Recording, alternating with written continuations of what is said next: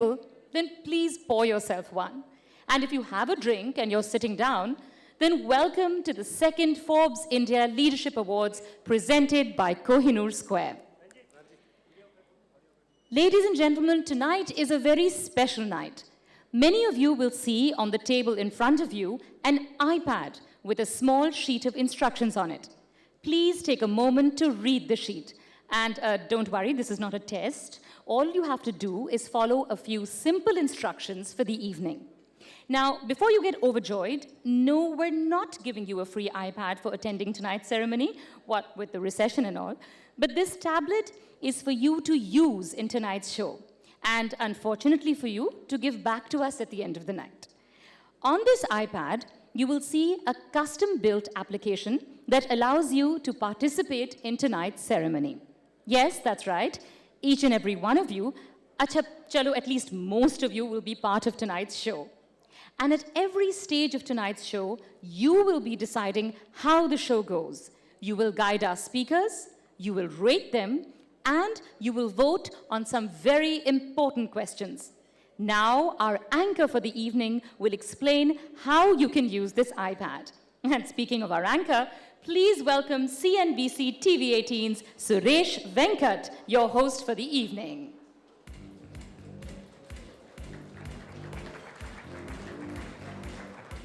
Thank you, Aisha. I thought we'll make tonight a little informal, and we'll make it all about leadership, and we'll talk about leadership. You know, leadership is a funny thing. Everybody wants to be a leader, everybody thinks they're a leader, everybody thinks their leaders are not good enough, and all of us in this room are fervently hoping that a certain man called Rahul Gandhi really knows what leadership is all about. Now, yes? Suresh? Yes? You're making a speech again, Baba. If we wanted you to make a speech, then we would have invited you as the speaker, na? That's so true. For now, can you please remind everybody about the thing we talked about? Right, so we're serious about no speeches today. Fine, all right then. Right, ladies and gentlemen, I'm going to listen to the voice from above. Yes, the thing that we talked about is that shiny piece of electronics inside your pocket. Please take it out, switch it off, and put it away. Trust me, you don't want to miss a single thing tonight. Let me quickly, without making a long speech, tell you about tonight. Tonight at the Forbes India Leadership Awards, we're giving convention and tradition a bit of a go-by. No long speeches, no preachy films, and no sitting passively in your chairs and watching the stage. Every one of you who has a tablet on your table is part of the show. And for those of you who don't have a table, just look at the person next to you. He or she has a tablet. Exercise some leadership. Influence that person to vote the way you wanted them to vote. You will see details of the award. You will see the jurors, the methodology, the various different categories, and the nominees. All that is on your tablet. So please take a moment, read the tablet, and you'll get all the details that you need to know. To start the tablet, though, you may need to enter your name, your designation, and your company. Once you start the tablet, please don't touch the home button. The little circle on the far right with the white square in it. Try not touching that. That will switch off your tablet, and it will cause your tablet to explode in your face. No, it won't cause it to explode in your face. Don't worry. It will just switch off your tablet, which means you'll be out of the loop, and you don't want to be out of the loop. So you'll have to restart it. You'll see a little Forbes India logo, a widget. All you have to do is touch the widget, and you're back in business. Now, the reason you have the tablet is because you are going to be telling India Inc.'s biggest CEOs whether you like them or you dislike them. Right? How's that for a little power in the evening? I'll also be asking you to vote on some very important questions. And finally, you'll be the ones giving us questions and feedback to give our CEOs. The one thing you should not do, like I said, I'm just repeating myself once again, is touch the home button. Don't do that. If you insist on doing it, restart your tablet. It's just going to be a little annoying for you, very annoying for us. Right, let's move on. Let's move on. Let's move on. If the tablet doesn't work, all you need to do is raise your hand, look a little sad, and we'll send somebody to help you. Don't worry. Tonight, like I told you, we're going to be breaking with convention and breaking some new ground. This is not just any award show. This evening is going to leave you smarter, more informed, and some of you better dressed. Okay, not better dressed, only smarter and more informed. You will be enlightened, entertained, and enriched. The theme of tonight's awards is what's next. What's next in technology, in politics, in business, in fashion, in automobiles, economics, governance. And tonight, we have no chief guest. Instead, what we did is we asked 8 of India's biggest leaders to answer one simple question. And that question is, what's the one big thing that will change everything for everyone in this room that no one knows about? We also told our hotshot leaders that they would have only 3 minutes to answer this question. And we told them that the audience, that is you, would be constantly judging them. So when their 3 minutes are up, they will hear a very subtle gong like this one, for instance. In case you missed that, a very subtle gong like this one, for instance. That's a cue for speakers to stop speaking and for you to start voting. Once they hear the gong, they will stop talking. You will get a chance, 30 seconds. You can actually tell us whether you liked what you heard or didn't like what you heard. All voting is anonymous. Suresh, can Yes? I ring the gong when you're talking, yaar? Listen, I told you that this August group is not here to hear you go on and on, na? They're here to hear from N. Chandrasekharan. Fine, I'll move on. Well, our first speaker tonight is the man who joined Tata Consultancy Services in 1987 when the country barely had a software industry. He is today the CEO and Managing Director of India's largest IT company. N. Chandrasekharan, or Chandra as he is known in the business, is here to talk to you about how technology is going to radically change the way your organization works, and it's going to take you by surprise. Mr. Chandrasekharan, can we have you on stage?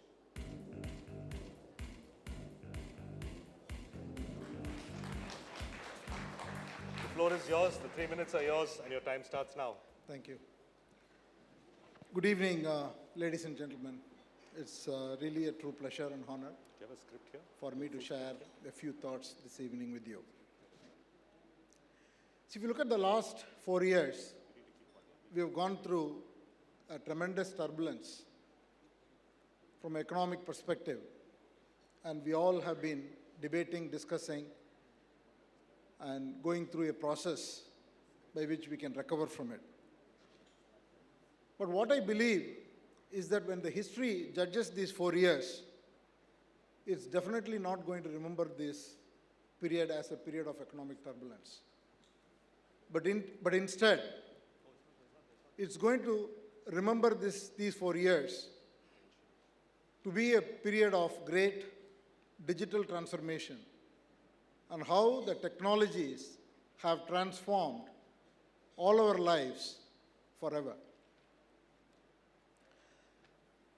Let's take 2 points in time, the Beijing Olympics and the London Olympics. When the Olympics happened in Beijing, there was no iPad, there was no tablet. At London, 55 million people watched the games through iPad. During Beijing, Twitter was hardly known, and it did not even have 1 million subscribers. In London, there were at least 140 million people who were tweeting. And all of us in these 4 years have learned, or very fast learning, to express ourselves in 140 characters. You take Facebook, again it had less than 100 million users, and it has grown 10 times to cross billion users in these 4 years. No one would have imagined a game like Angry Birds would be a hit. Today, it has revenues of 100 million with 70% margins. No one would have imagined a company, a startup with 16 employees, with absolutely no revenues, will get picked up for $1 billion Instagram. Talk about democratization of innovation. It's happening all over the place. The other thing, if I may add, you are seeing things happening in other parts of the world. Angry Birds coming from Finland, from a remote corner, and not from Silicon Valley. Things are changing so fast. Every process, every business, every industry is getting reimagined. And what we do at TCS is to go through the same transformation, whereby we are democratizing innovation and empowering all our staff to create a future. We don't know what is the point of arrival, but we are getting there. Thank you for listening. Thank you so much, Mr. Chandrasekharan. So, ladies and gentlemen, look at your iPads. If you liked what Mr. Chandrasekharan said, then please click on the green thumbs up sign with the word like under it. And if you don't agree with what he said, then click the red thumbs down sign with the word dislike under it. Don't worry, in the best of democratic traditions, all voting is anonymous. You guys have 30 seconds to vote, starting now. Be brave, speak your mind.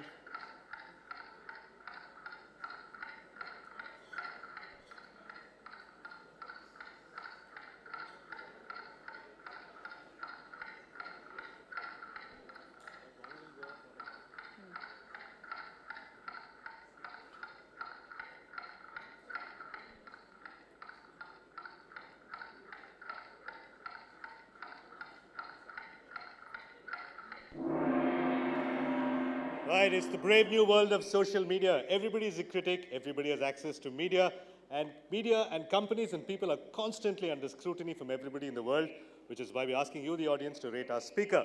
So if you're ready to see Mr. Chandrasekharan's rating, sir, are you ready? Are you slightly worried? Right, can we see his rating? Right, you've got an 81% approval rating and an 18.5% group of people who disapprove of what you said. But 81%, if our politicians were doing half as good a job, we'd be growing at 15%. Right, that, ladies and gentlemen, brings us to our first award of the night. The award is for the first Gen Entrepreneur for the year.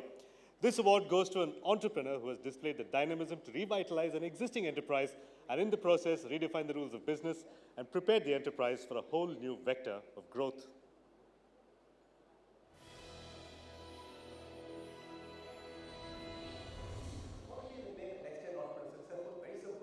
Identify a good idea, a great idea, and then execute that idea flawlessly and consistently. And that's what most of our nominees have been doing for the last so many years. And you find a lovely mix. Some of them absolutely new generation, no family backing. Others have transformed old family businesses into businesses of the future. Ajay Bijli, for making PVR India's leading multiplex experience. He transformed a single theatre company into India's leading multiplex company.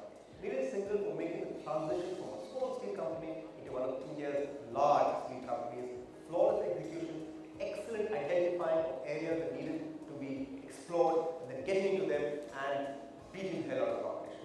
Tarun first made the leap into being a four-wheeler auto component manufacturer, and then he made the leap abroad. Acquired companies abroad, and with that, acquired new markets and new manufacturing capabilities. Vikas Oberoi is one of the few people in the real estate sector who's bucked the trend to create a company that focuses on quality, that's got high margins and is cash rich in a sector which is otherwise in the doldrums. Vinod Ramnani has methodically moved up the value chain from making non-invasive medical products to high-end, high-tech branded products. All of this is very research driven, high risk, high rewards. Right, and to give away the first award, it gives me great pleasure to invite onto stage Carl Slim, Managing Director and CEO of Tata Motors, and Gurmeet Singh, CEO of Forbes India. Gentlemen, can we have you on stage?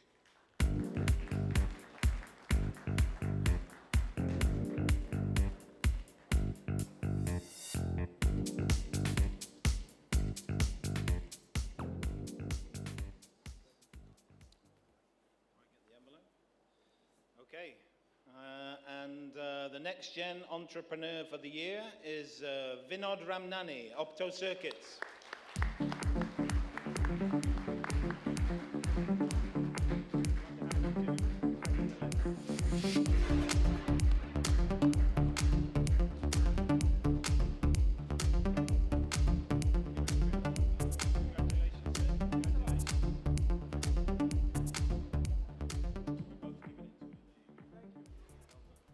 Would you like to say a few words? Well, I would like to thank Forbes to recognize the company which started 20 years back, and we went public 10 years back, and there was nobody who was really looking at the healthcare products in India as a manufacturer, because we are all relying on US and Europe and other markets. So we have given it a very good effort to make it a point that Indian company can have, healthcare products which are produced outside India. Why can't we have one in India? So we are consistently just doing that by acquiring companies outside India, bringing the manufacturing back here, making the products available to, all the emerging markets. And we have reached to a point where Forbes have recognized. I really thank you very much for giving this to us, and thank my staff and everybody. Thank you, ladies and gentlemen, being here. Appreciate it. Thanks a lot. Congratulations, Mr. Ramnani, and thank you, Mr. Slim and Gurneet. Our second award for the night is for a company that goes beyond just maximizing profits. Here's Twitter star Setan Bhagat to tell you more about the award.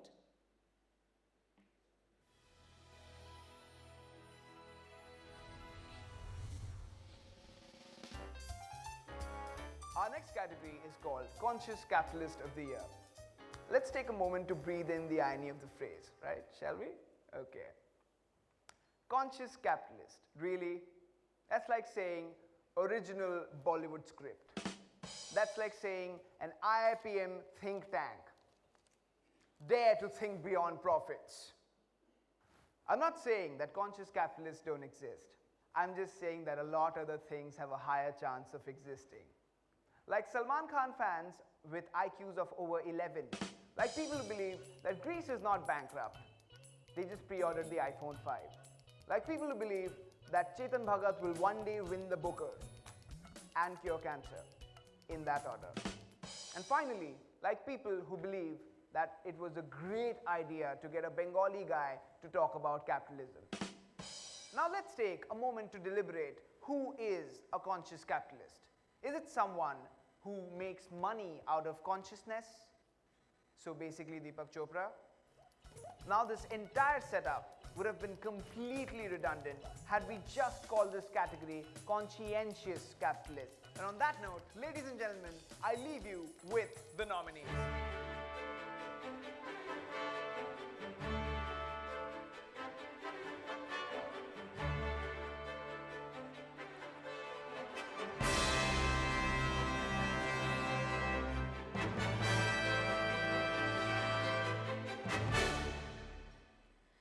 And to give away the second award, please welcome on stage Mr. Adil Zelunbhai, Managing Director, McKinsey India, and Charles Assisi, Editor, Forbes Life.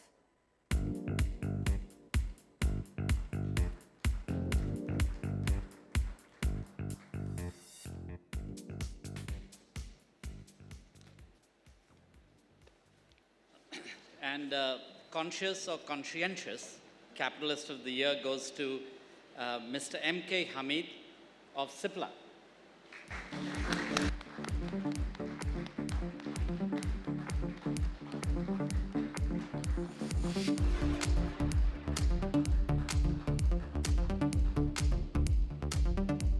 Actually, I should announce that Mr. Y.K. Hamid, Dr. Y.K. Hamid,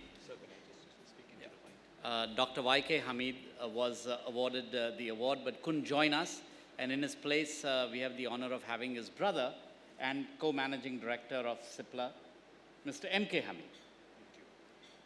Would you like to say a few words, sir? I feel absolutely humbled at this award, and besides thanking Forbes, the Forbes Group, to me, our company, we will aspire to do more and more, and if there are any suggestions of what we should be doing in the future, I would most certainly welcome them. Thank you all very, very much for this. Thank you. Thank you. Thank you, Mr. Zainulbhai and Charles. Congrats, Mr. Hamid, for being the most conscious capitalist in the country. It's time now to hear our second speaker for the evening.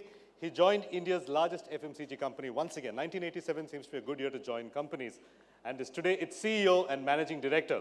Mr. Nitin Paranspe will be talking about why corporate profits and sustainability will no longer be two discrete topics, and what that means for your company in the very, very near future.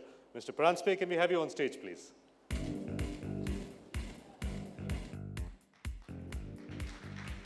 So you know the drill, 3 minutes. That very rude gong will interrupt you. I know.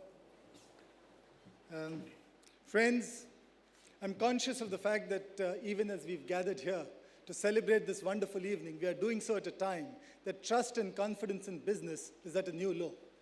That is ironic. It is ironic because it's business that over the last many, many ages has contributed more to improve the quality of life of people through innovation and enterprise. Unfortunately, the model of capitalism that we followed today is being questioned by many as being narrow, self-serving, and not addressing the larger interests of society. It's also ironic because if ever there was a time that the world needed business to contribute and recreate growth and stimulate the economy, it is now. Unfortunately, that is not the case. The signs are everywhere. Surveys across the world show the dip in trust in business. Movements like Occupy Wall Street are merely a reflection of the growing anger that the public has about how business is being run. We need to do something. It is time that we find a way to reinvent this model of business that we've practiced for so long. Now, before we can do so, it's really important to understand how did business get here? And to do that, I'm tempted to go back in time and think of business, how it first started. And it's clear to me that the origin of business was in this whole space of finding a way to serve the needs of society. And in doing so, business found a way to make money. Unfortunately, over a period of time, people have lost sight of its purpose. And the focus of making money has reached a stage where that has become the be-all and end-all of business.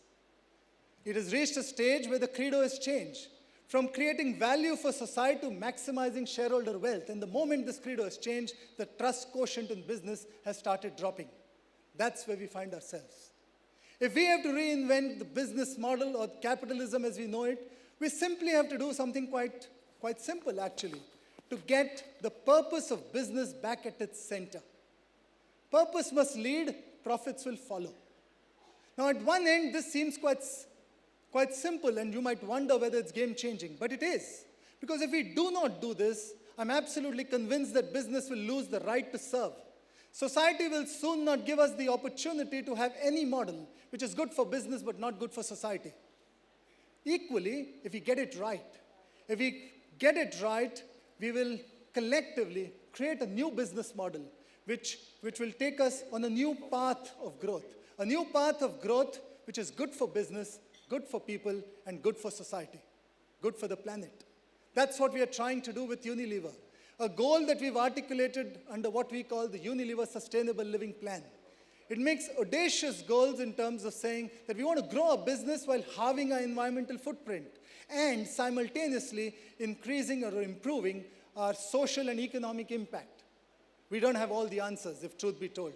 But we do know that not finding a solution is not an option. We need all like-minded people to come together at this time because the answer can be found. And when we do find that answer, we will all have recreated a business model that we know can be the force for good in society. It has been in the past, and it can be in the future. Thank you.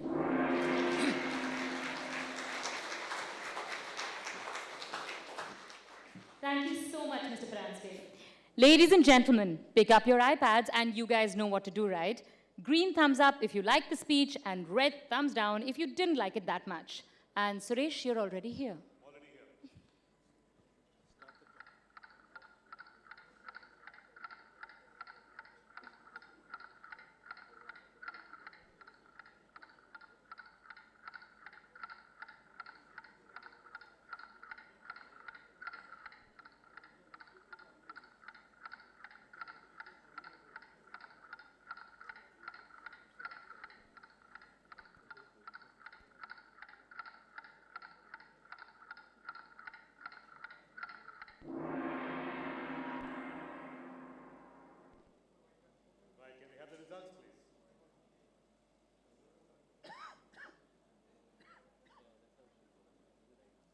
Rajpay, 76.7, 77% approval. It seems that your approval rating and your market share roughly is the same number. You're as popular as your soaps and your products. Right, and with that, it's time to hear what one of our members of our jury, Chairman of Blackstone India, Mr. Akhil Gupta, here's what he thought of our next category and its nominees.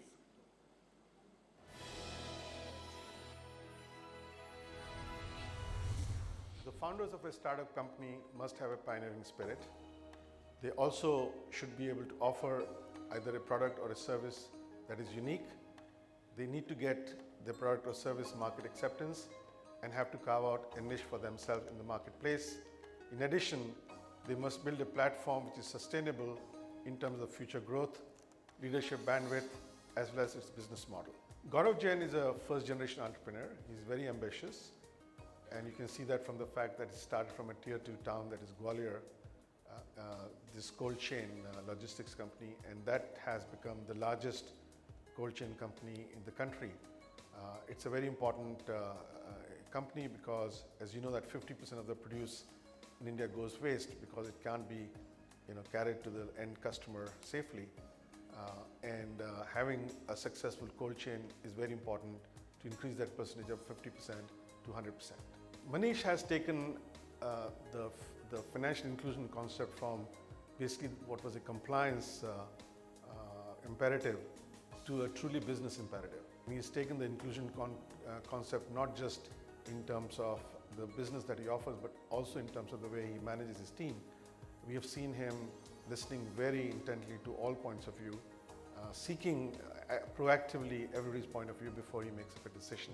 What Naveen Tiwari has accomplished is truly remarkable. The fact that Kleiner Perkins, which is one of the most respected VC firms in the Silicon Valley, has put in $200 million into his company is ample proof that they see a huge potential in the company. I'm impressed by the fact that he started this as a tiny SMS-based search company, and he was the first one to see the opportunity in mobile advertising, and he's transformed that into a mobile advertising platform, second only to Google.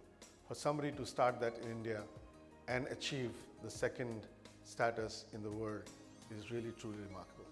Fun in the Summer saw an opportunity in bus travel before anybody else saw it, and he's built a booking platform that is used by bus owners, travel agents, as well as travelers. His genius has been in co-opting his competition to create multiple revenue streams, and he's built a low-cost platform and he's already achieved profitability. Mr. Jagdish Khattar is truly unique. He was a very successful IAS officer. Then he became the CEO of Maruti Udyog, and after he retired from Maruti Udyog, he started a venture, and that venture basically is a unique chain of independent multi-brand service outlets for cars. And that too, he did it at the age of 65. Now, that's truly, truly remarkable and inspiration to people like me, senior citizens, who are thinking what will they do after they retire. And he's proved that you can start a venture at the age of 65. So there you have it. To give away the award for the Outstanding Startup of the Year, may I invite Kumar Parakala, Chief Operating Officer, KPMG, and Ajay Chacko, President, AT&18.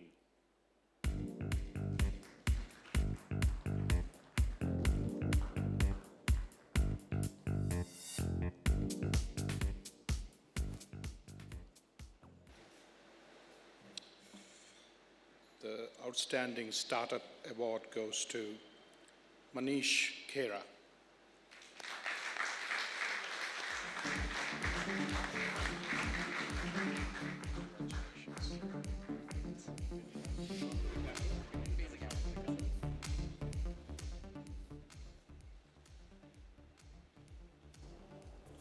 Can we just take a step forward for the cameras? You too, sir. Sorry, just a little bit for the paparazzi. So. Okay, we'll stand here.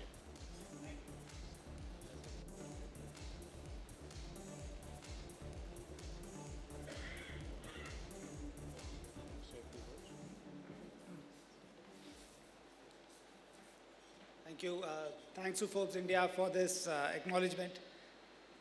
For many of you who may not know us, we are a company formed some 6 years back to take financial services to the masses. Today we serve some 50 million customers with some 30,000 odd agents across the length and breadth of the country. And we are still called a startup because the market is so huge. We have some 700 million people in the country who do not have access to financial services. It is a very honored day for me to stand here and receive this award on behalf of the entire team FINO. And thanks to their grit and determination, I would say, in face of very changing and dynamic market environment that we have been able to reach here, where we are today the largest globally. And as we go forward and head towards a 100 million customer base and a 1 lakh kind of customer agent force to serve these customers. I hope we show up in many more awards that are being presented here today. Thank you so much. Congratulations, Mr. Khera and Mr. Gupta, and thank you, Mr. Parakala and Ajay. Suresh? No, this time you want me to talk? I'd love for you to talk, darling. Waiting. Now it's time for a quick audience poll. May I request you to pick up your iPads once again? Take a look at the screen. My first question for all of you is this. Do you believe the leader of your company has what it takes to be a transformational leader? Your options are A, yes, he does or she does. Option B, no, he or she doesn't. And C, has to some extent. You have 30 seconds. You can vote only once.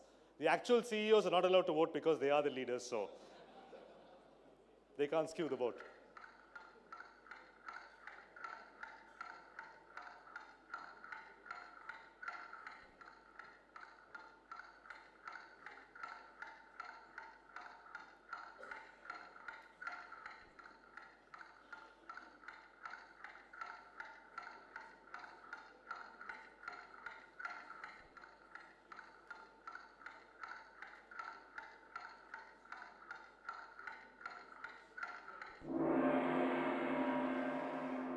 That's it. Voting time over. It's time to take a look at the results.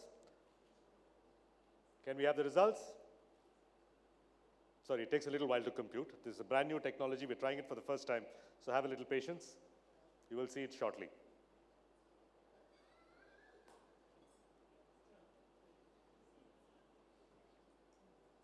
Okay, we'll come back to you with the results of this.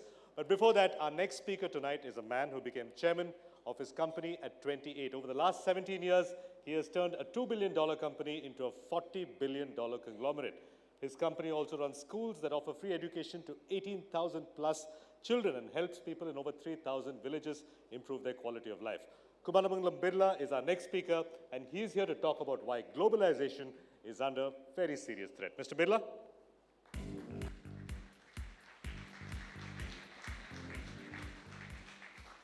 Good evening. It's a privilege to be here to share some of my thoughts with you.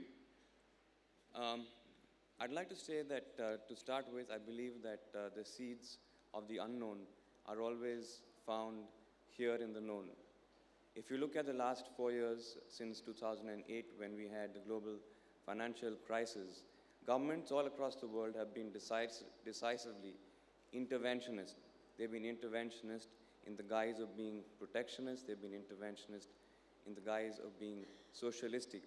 Therefore, globalization, as we've come to understand it in the last decade and a half, has been rolled back partially, as we would say in Indian lingo.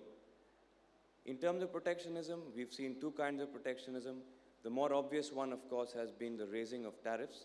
The second has been the raising of barriers to non-tariffs, which is by strong laws against environment, against labor.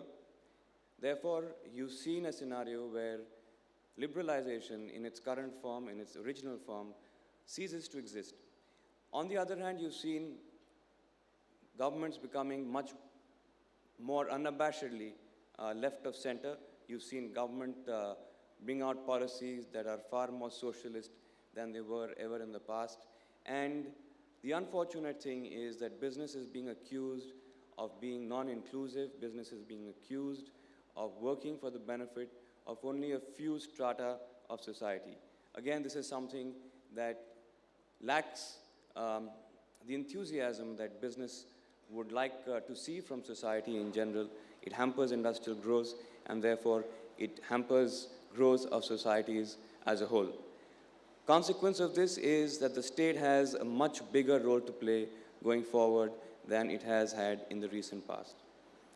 I believe that going forward, for many of us who are planning to take our companies global, one of the reasons why we've been planning to take our companies global is the fact that investing abroad gives us the advantage of clarity over an investment horizon. So when you make an investment, you're clear about what government policy would be during the span of your investment. With governments becoming more interventionist, with governments bringing about changes in policy making in a more prolific way, I think that that is an advantage that we're going to see eroding over a period of time. And that is something that we will have to take into account when we weave our global dreams. I think that for sure there is a rollback in globalization like we've understood it, like I said in the past. And I think that the one thing or the few things that can't be rolled back are culture, fashion, and music. So as my kids were saying, you can't put tariffs around Katy Perry and around Adele, because kids are all around the world will love them and will be fans of theirs. The government really can't put tariffs around them. Thank you. Thank you so much, Mr. Birla. Ladies and gentlemen, take a look again at your iPads. And of course, by now you do know what to do. Thumbs up if you like it and thumbs down if you didn't. Your time starts now.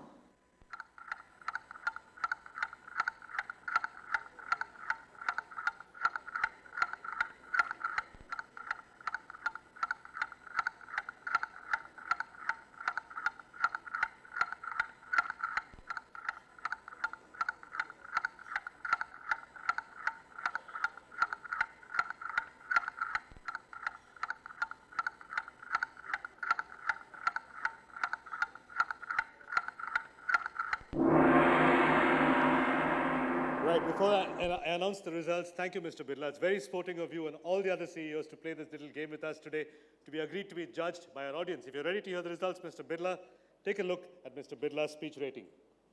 Right, 63.38% approval and a 36% non-approval. Mr. Birla, is that what you expected? This brings us to our next award for the evening, the award for Entrepreneur with Social Impact. And here's Forbes India's editor, Indrajit Gupta, or IG as he's known, to tell us more.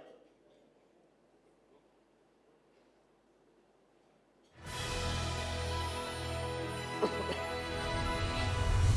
think the Entrepreneur with Social Impact, the category that we've created, is interesting, because gone are the days when what's good for society and what's good for business are two mutually exclusive. I think increasingly you're finding that entrepreneurs are choosing spaces where they can necessarily have a very lasting and durable impact on society. And this category in some ways reflects that very well. Chandrasekhar Ghosh has, I think, very smartly bucked the trend that we've seen across the microfinance industry, where most entrepreneurs have felt the whiplash that's kind of affected the entire space. He's in fact gone on to do great things. He's today the largest MFI by far, with 38 lakh borrowers and a loan book of more than, I think, 3,700 crore. I think it's a stupendous achievement. Ranjan Sharma caught our eye some years ago when we did a story on him. He's kind of forged a very interesting alliance between Airtel's telecom network, and IFCO, which has which serves millions of farmers in India.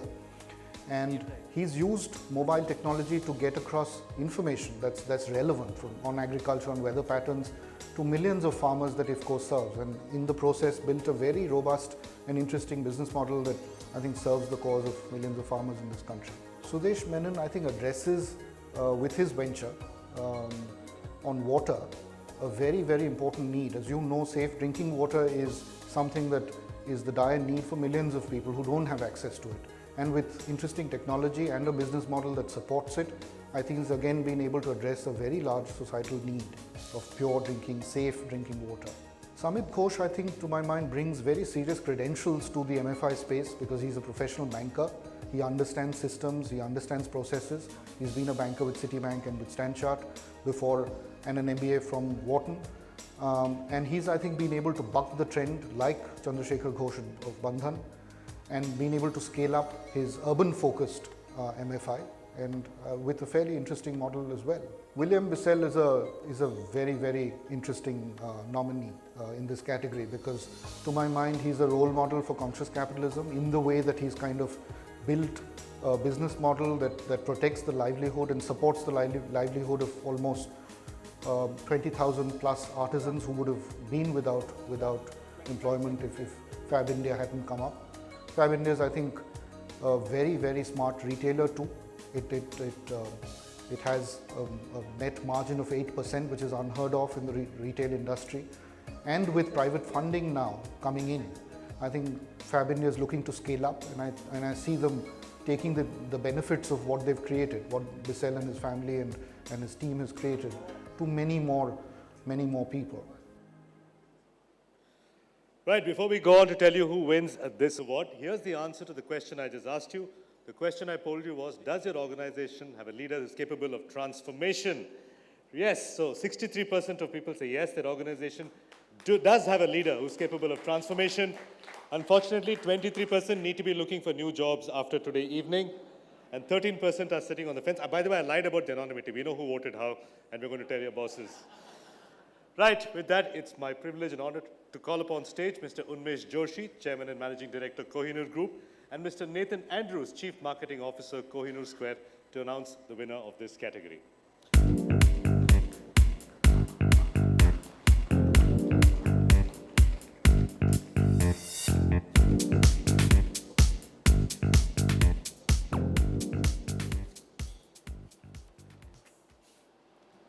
Thank you, Suresh.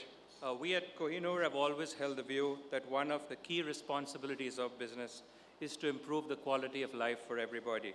Good business means being a good corporate citizen, which is why it gives us great pleasure to announce the winner of the award for the entrepreneur with social impact. All the nominees have done a stellar job this year, but the one that stands out head above shoulders among his equals is India's favorite maker of ethnic wear, Fab India. Mr. William Bissell, congratulations. May I invite you on stage, please.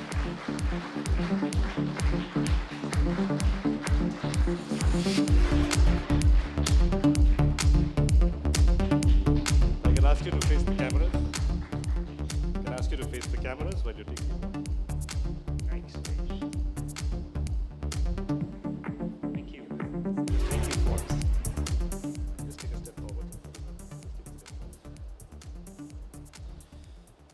Thank you very much, everybody, and I gratefully accept this on behalf of the 86,000 people who make the Fab India family. Thank you. Congratulations, Mr. Bissell. Let's hear now from ace lawyer and jury member Ms. Zia Modi on why the public sector is so important to us in India.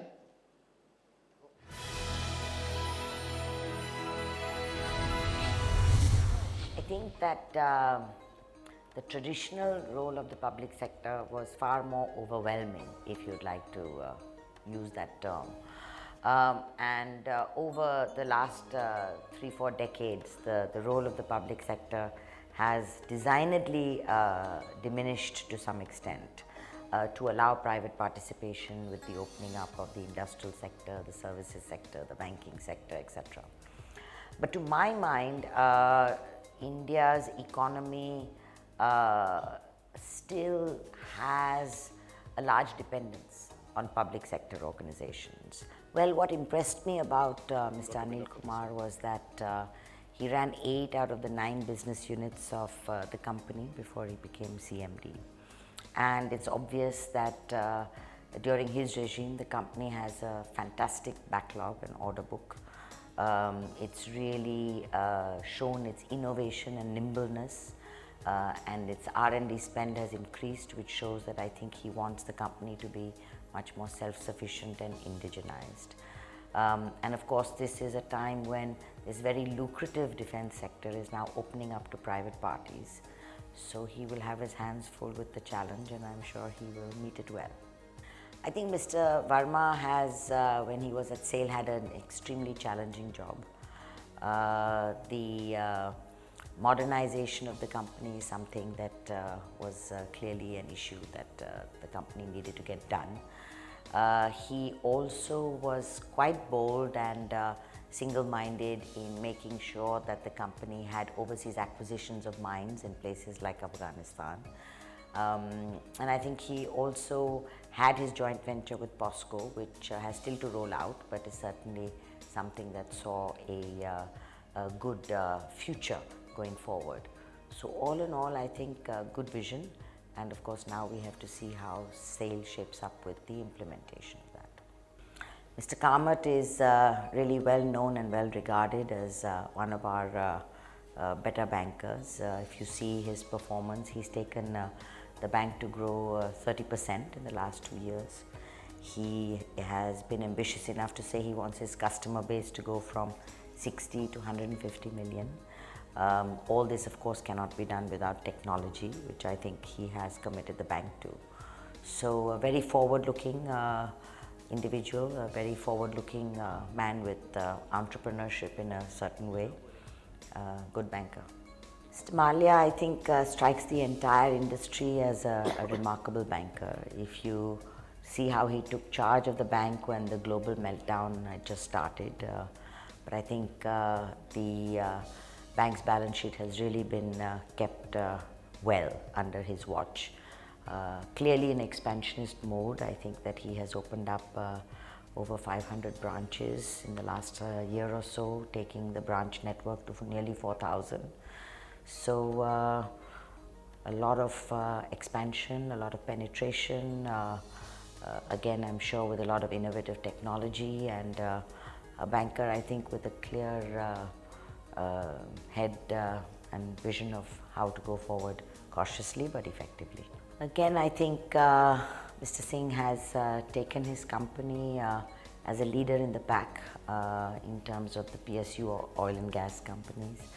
If you look at the strategy, he has looked outward again, gone to Mozambique, trying to get the product back home into Kochi, aggressively bidding and exploring in Brazil, got a competitive advantage.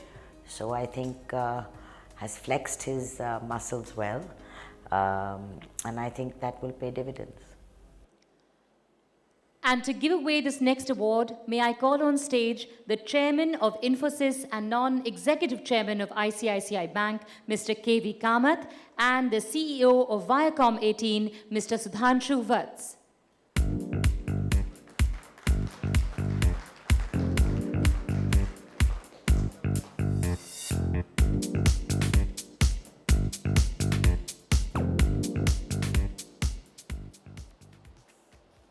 Best CEO Public Sector is MD Malia, Bank of Baroda.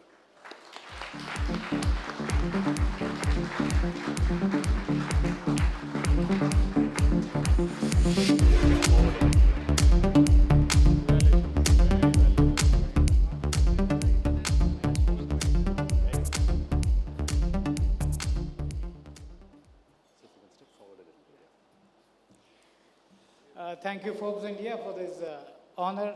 It's a great recognition for a public sector bank.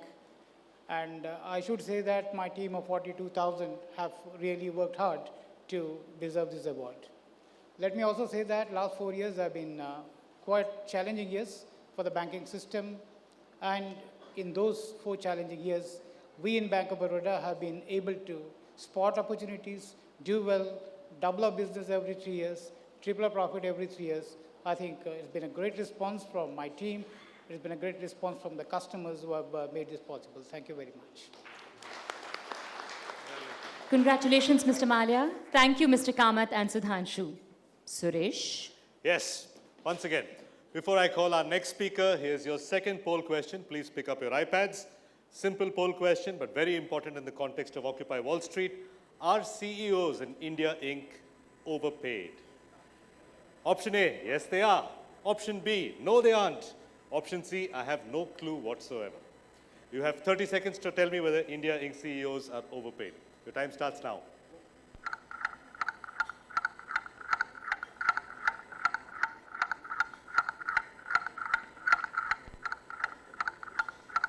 Once again, if your iPad doesn't work, just raise your hand, make a sad face. We'll send a volunteer to you. We'll send volunteers to your table. I'm sorry, it's complex technology. It doesn't work as promised, as always. Our volunteers are coming to you, don't worry.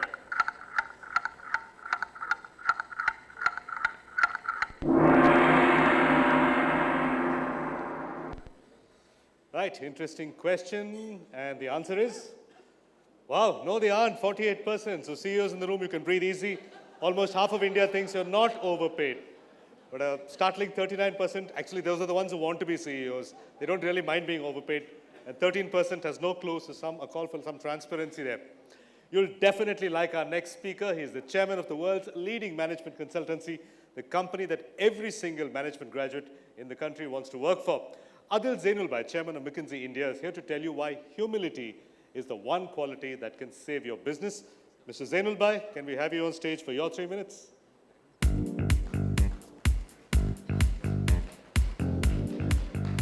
So before you start, I must mention this whole gong thing was your idea. So lots of CEOs are giving me dirty looks. I told them it's Adil Zainulbhai's idea. He said, So you bring can a give gong. all of them a little gong and they can gong me. They could. So your 3 minutes starts now, sir. Okay. Actually, I thought it was only 1 minute, so I'll make a very short speech. Humility.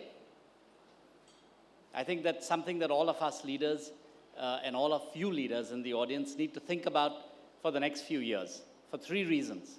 First, given how much things are changing, including what Chandra talked about and what Mr. Birla talked about and others, there are so many unknown unknowns. There are things that we don't even know we don't know that seem to come in and change the environment and seem to come in and change our plans and what we try to do as leaders. And I think given that much uncertainty, one should be very humble about our ability to predict what's going to happen and to make those changes ahead of time so that we can be prepared for it. So we have to be a little bit humble about what we know. I think secondly, we need to be a little bit humble. I think when the economy was growing dramatically, we all took credit for it and said it's us and it's not the environment. When our companies did terrifically, we said it is us.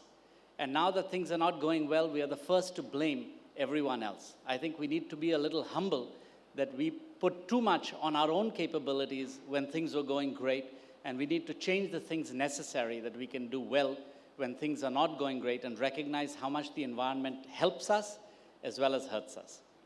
And number 3, I think if you think back on your past, many of us were helped by leaders who were humble. When we were younger and we needed help, a lot of people whom we looked up to showed great humility in helping us. And I think in almost any leader that you think about, humility is one of their great characteristics that we have forgotten. So when Forbes asked me, what is the one thing that we should think about for the next year in terms of leaders, I said humility. And with all humility, I end before my 3 minutes. Thank you. Okay, that's even less than 3 minutes. The gong didn't even sound. Okay, my technical team is telling me that lots of you have turned your iPad off by pressing the home button, the precise thing I asked you not to do. So I'm going to request you to try and turn it on again. All you have to do is look for the Forbes logo on your screen, click that logo, and the iPad will take over from there. Are we ready with the results of the rating for it's time to rate Mr. Zainulbhai. Are we ready? Yes, we are. You have 30 seconds starting now to rate Mr. Adil Zainulbhai's speech.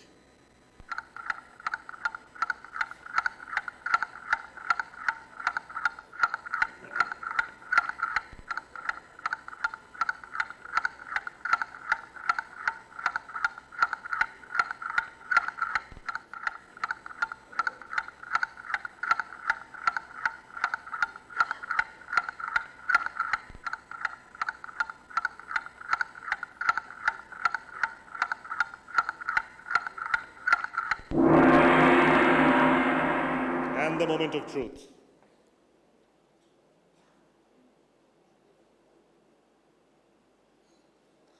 All right, we have a clear winner. 90% approval, 90.5%.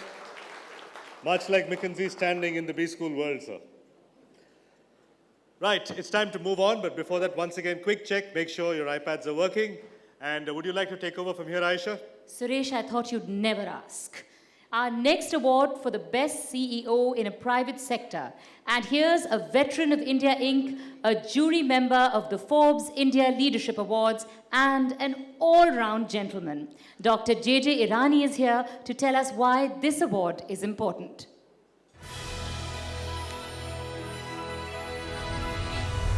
I think it is the easiest if you look upon it from the point of view of restrictions which have been put up to the public sector people. Competition is severest.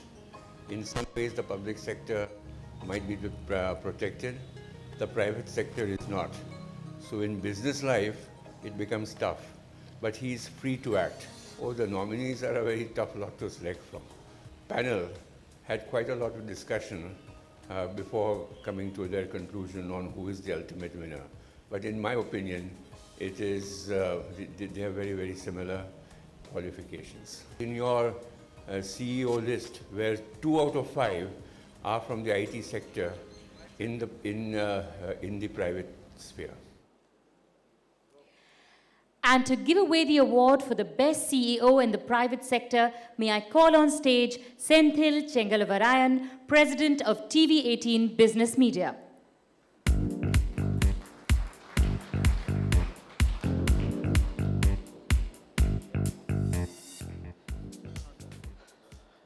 Any guesses? All right, the best CEO in the private sector is Chandra, as we call him, N. Chandrasekharan of TCS. Congrats,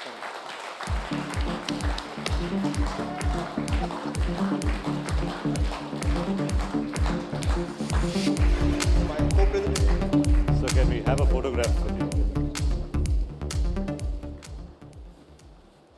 We'd like to thank Forbes India and the jury for giving me this award. It's a great privilege and honor. And I accept it with all humility on behalf of the 250,000 TCSers around the globe. Thank you so much. Thank you, Senthil. Congratulations, Mr. Chandrasekharan. Are you enjoying the questions and the polling? Yes? No? Those who don't have iPads. Those who have iPads are enjoying it. Right, it's time for another quick question in the audience. Your next question is this. It's a technology question. How optimistic are you that science and technology will solve problems like global warming and environmental destruction? A for very optimistic, B for not optimistic, and C for a mix of both. You have 30 seconds, like before. Answer the question now.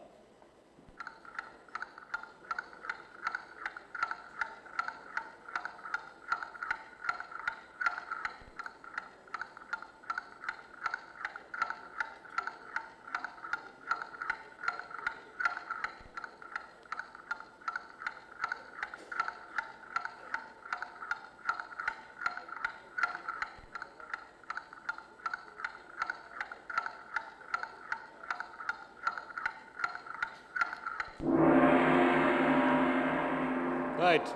Global doom or redemption? All right. Completely split. 37% optimistic, 31 not optimistic, and 32 a split of both. All right. So we have a room of optimists, pessimists, and fence-sitters, which brings me to our next speaker, the man who makes my favorite brand of shirts, who also believes that making a profit and doing good to the community are one and the same thing. The CEO of Fab India, William Bissell, is our next speaker, and he's here to tell us why measuring business using conventional metrics has failed. We need a new way to measure success, and William Bissell is here to tell you how.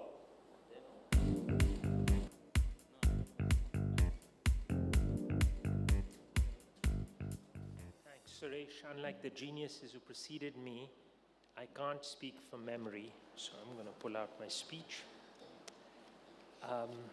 Distinguished jurors, members of the editorial team at Forbes, ladies and gentlemen, my fellow speakers. 450 years ago, a small community of individuals embarked on an extraordinary journey, a journey which transformed humanity. It started with the spirit of inquiry and led to the separation of church and state, the application of science, trade, specialization, modern organization, industrial manufacturing, and the codification and protection of individual liberties under the rule of law. This process transformed our lives beyond anything we could have imagined. The application of technologies, coupled with the political and economic rights of individuals, and the benefits of modern ways of organizing institutions and businesses, has ushered in an age of unprecedented prosperity and a higher standard of living and quality of life than we have ever experienced before. But it has also brought us to the cusp of a great challenge. As we relentlessly pursue the idea that only what can be measured matters, we have found ourselves surrounded by a way of thinking that has taken deep roots within our political, economic, and social institutions, reinforcing the status quo, Our schools practice learning for the sake of career advancement. Our hospitals practice medicine for profit. Our corporations focus just on maximizing short-term shareholder benefits. Our banks and stock markets fund only those who can make the most money. Our governments measure only what can be seen, giving away what is most precious, freedom and our natural assets, without a thought to their true value. Ultimately, what can't be valued in the most limited sense ceases to exist. So here is what I believe is coming up next. That once again, a tiny but growing group of individuals in business, in the arts, in academia, are preparing to reinvent our future. What is going to change in the near future is the way we measure things and how we define success and benefit. Today we measure health as the absence of disease, but soon I hope we will learn to realize that there exists a state of wellness. Today we measure the success of corporations by the amount of profit they generate, but soon we will learn to look at the amount of other benefits they generate and how these can be included in the way we define their success. Today we measure the success of individuals by their outward achievements, but soon we will measure them by what they contribute to the common good as parents, volunteers, and stakeholders in their society. Today we measure the health of a society by the growth of its GDP. Today we measure the health of a society by the growth of its GDP, but soon we will measure it by the absence of strife, the happiness of its citizens, the quality of its rivers and forests, and the abundance of its biospheres. Today we measure our lives by how much money we have, and yet soon I hope we will measure it by the amount of goodness we generate within our families, our communities, and ultimately in the world. Thank you.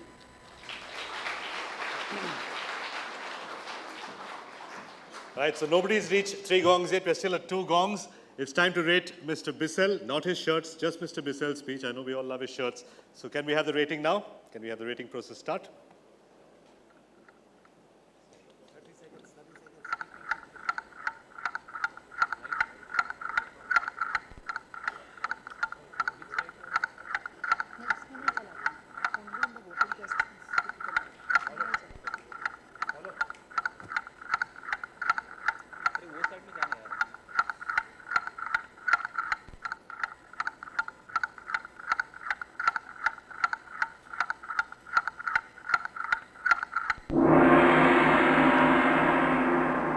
And here is the rating.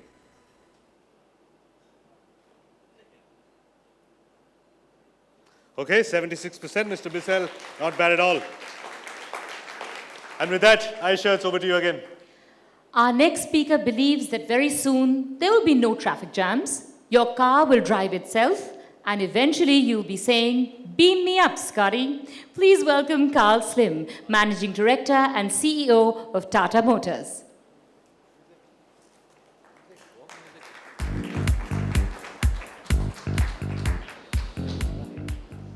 I have some, I would say, bad news and then some good news for you. On the bad news front, Forbes told me about 30 minutes ago that they've lost my presentation. And so that's left me with a whole set of nice automotive slides that are somewhere in the background. But don't worry, because there's some good news to that. As compensation, they've allowed me to give away 5 iPads. So I'm going to slip in 5 questions during my 3-minute talk, and those 5 people that get those right get the opportunity to take their iPads home tonight. So I think please put your BlackBerries away, your iPhones away, you get the chance for 5 iPads. So we're going to talk about transportation, and then, as I said, I'm going to take that into leadership. Transportation, we all know, started from the wheel, and it's very quickly progressed into where we are today. Many people don't know, actually, what is available in transportation today before we even move into what potentially could be the future. Did you know that there's collision protection available today? We can ensure that cars will not crash any longer. Did you know that if you lock your keys in your car, we can unlock the car for you from a satellite in the sky and make sure that you can get your keys back out without having to poke that piece of wire in, smash the window or anything else? Did you know that we can diagnose your car from that same satellite and understand what's wrong with your vehicle and potentially repair it without you even knowing that we're making those modifications to your car, so you'll be satisfied as a car owner. So those kind of things are available today as we speak that many of us don't really know about. But before I tell you about the next invention and what's the future of transportation, let's talk about those 5 iPads and see if, as leaders, have learned from the past and we can actually make the right decisions as leaders as we go forward. So, first of all, if we look at the photography environment, it took over 800 years for the idea of the first picture to turn into the first picture that we saw. However, it took only 5% of that time to take that first picture into digital that we know today. So, first question, who was the first company that came up with a digital camera that actually failed in the digital business? Okay, I can only give one away, but I think we just gave 80 away. So Kodak. Kodak were the first people to come up with digital, but they didn't actually make use of that visionary idea, and therefore you all know where Kodak are today. So the speed and the decision making is so key for us as leadership. But how about making the right decision, understanding what the right vision might be?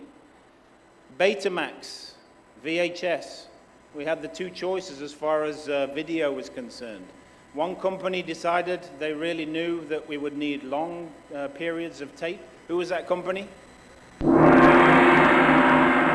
That means you won the iPad. Congratulations. But who said no more than 5 companies? Which company said that no more than 5 computers would be required globally? IBM, unfortunately. We saw IBM. Who said that nothing heavier than air would ever fly? This is Lord Kelvin. And finally, from my own country, who did not sign the Beatles because they were never going to be a success? I'm afraid it was Dick Rowe. So those are 5 people that had the vision, had the opportunity to make the future, and unfortunately didn't. And us as leaders have got to actually see what the right vision may be.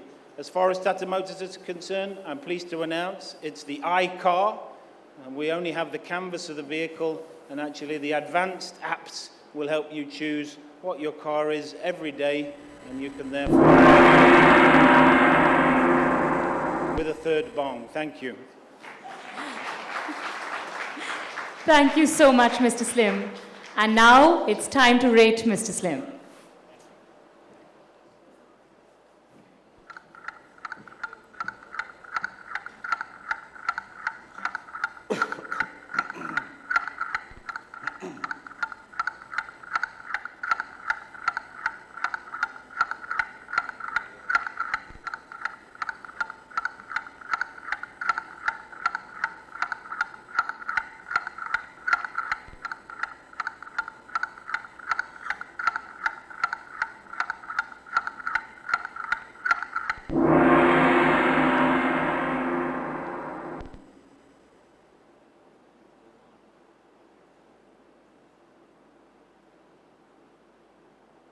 Mr. Slim, 77, almost 80% rating. Approval for your speech. Thank you, Mr. Slim. I heard him saying that we are going to give away 5 free iPads. Actually, what's going to happen is he's going to give away 5 free Jaguars at the end of this show. So if you got any of those questions right, I'll give you his mobile number, call him. It's time to move on to our next award, the best CEO of a multinational company. And here's jury member Zia Modi once again telling us a little bit more about what it means to be an MNC in India.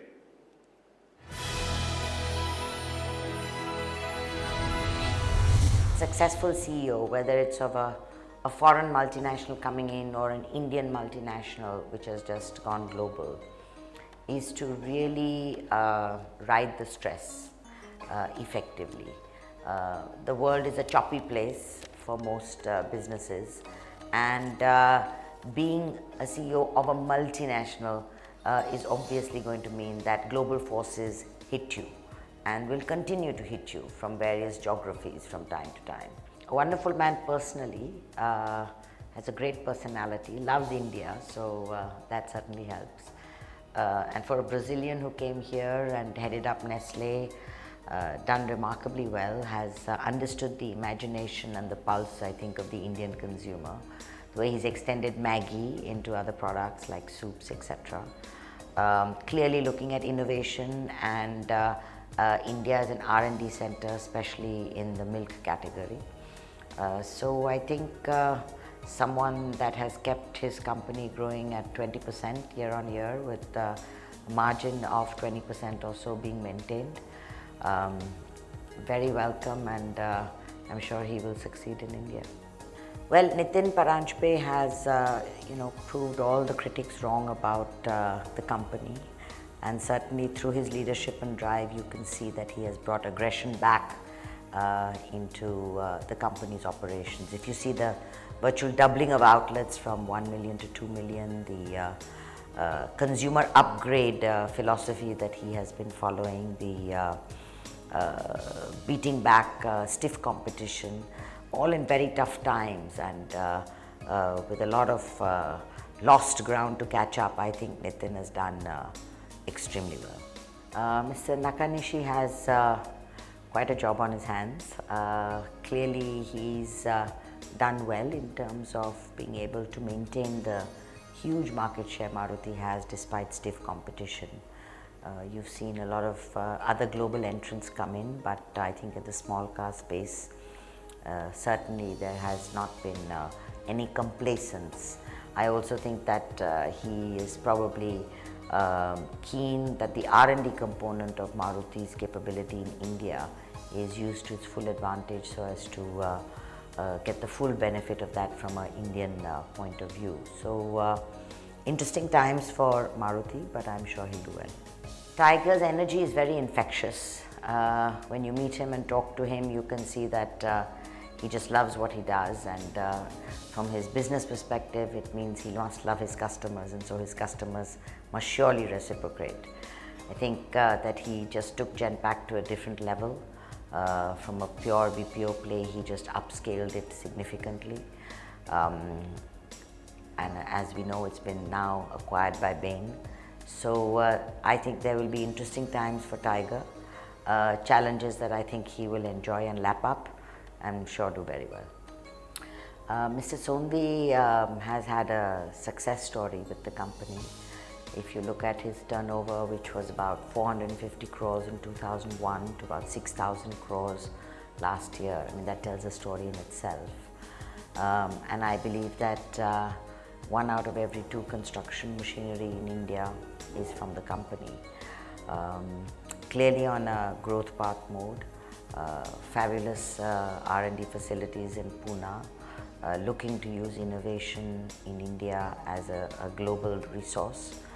And I think that if our infrastructure story continues to become better as one hopes it will, then he's going to do even better.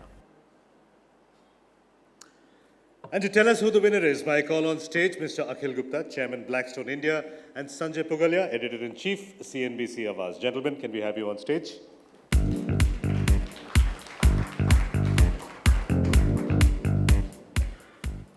Take a step forward, sir. Well, from an ex-Hindustan Unilever guy, it's my pleasure to announce the best CEO for multinational is Nitin Paranjpe of HUL. I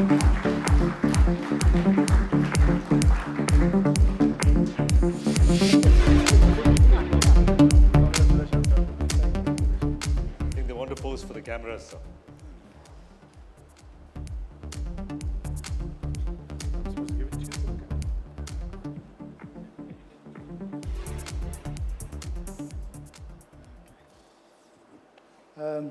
Thank you to everyone. Thank you, Forbes. Thank you to the jury for having thought of me as worthy of receiving this award. If I stand here today with this award, it's only because I've had the good fortune of an absolutely incredible team. A team of not just outstanding professionals, but wonderful people to have worked with over the last many years. A team who has shown a commitment to HUL of the sorts that I haven't seen anywhere, often putting company interest above their own. You need to be blessed to have a team like that, and I have been blessed. So I feel really fortunate that I have a team like this. But today is a special day for more than that. It's special because I have with me my wife and my parents who rarely come to events like this. And I can say that whatever I have managed to achieve over the last many years, it has only been because of what they have done. And I don't often get the opportunity to say thank you, and I thought I must do so now. To my wife, who's been with me almost through the entire time that I've spent with Hindustan Lever first and Hindustan Unilever. It's not easy to be a Hindustan Unilever spouse. It's meant sacrifices, both personal and professional. And she's done that without complaining and has been a constant source of support, unquestioning through the many ups and downs that one goes through, and thank you for that. And to my parents, I owe everything that I've learned about leadership and whatever I have. To my father, who's demonstrated through his life what work ethic and what a true sense of integrity actually means. And to my mother, from whom I have seen what accountability and taking personal accountability and responsibility is all about. If ever there was a person who lived the maxim that if it is to be, it's up to me, it is her. For these reasons, I owe a lot to them, and I'm glad that they are here with me today. Thank you.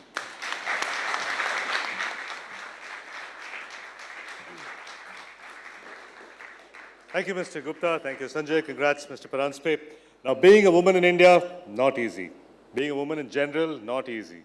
Being a woman CEO in India is not easy at all.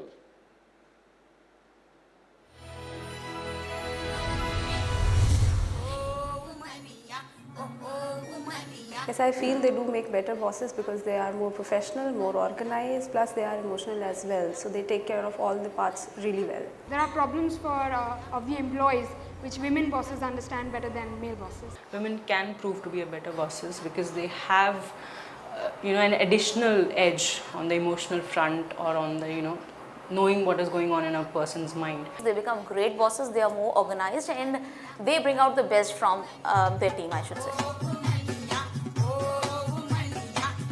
Being independent is the best reward of being a working woman. I can make some decisions to better the overall structure of the family. So for me personally, that has been the best reward. Well, a sense of security, a sense of freedom, I think that's the best word. Saina Nehwal, Sonia Gandhi, Kiran Bedi, Jindra Nui, We have MC Maricom, Chanda Kochar, Pratibha Patil, definitely my mother. Kiran Majumdar, sure. Myself.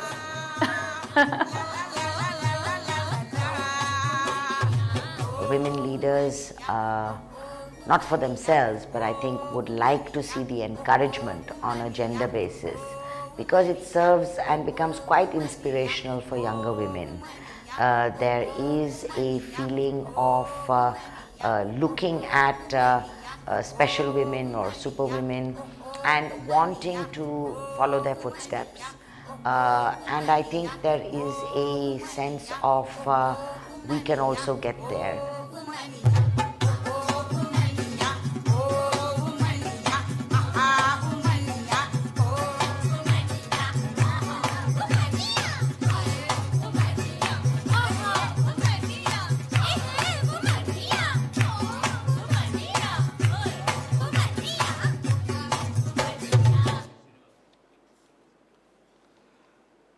And to tell us who the Woman CEO of the Year is, may I call back on stage Mr. Adil Zainulbhai and Anil Uniyal, CEO, CNBC Channels. Mr. Zainulbhai, Anil, can we have you on stage to announce the winner?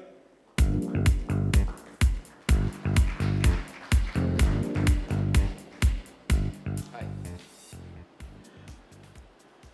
And the Woman Leader of the Year is Malika Srinivasan of TAFE.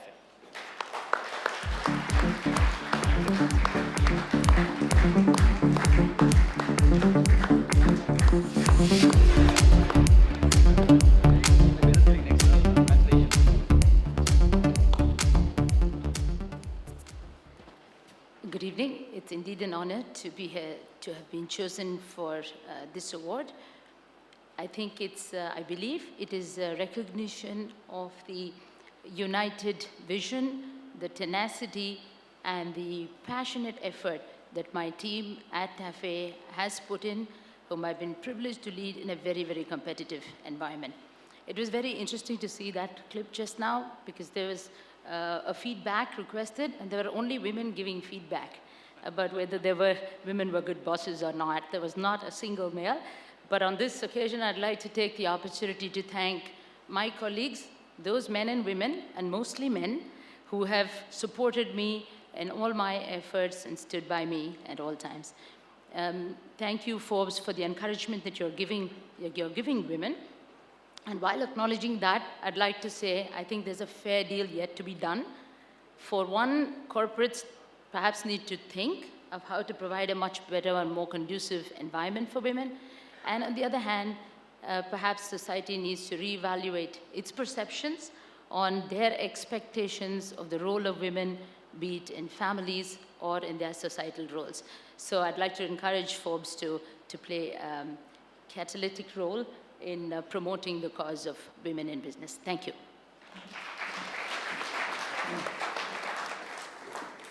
Thank you. It's time for our final poll question of the evening.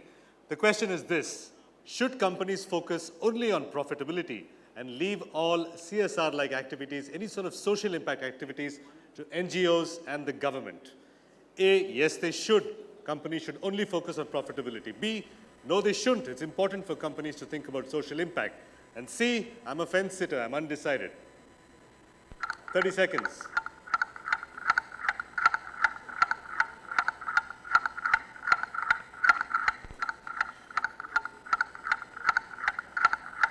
We might need some help here, Priyanka. Senthil's iPad, I think, there's some help in the front table.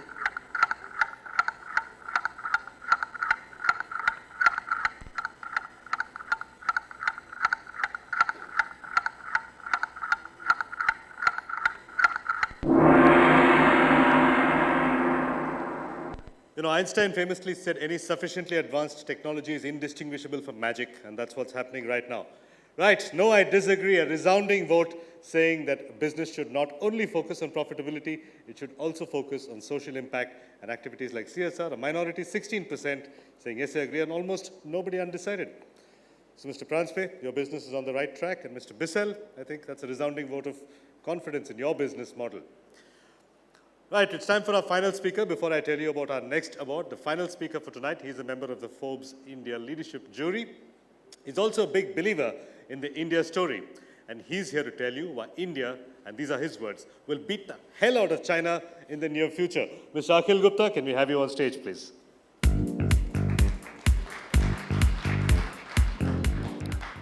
So my friends, I think some of you believe that I don't truly believe what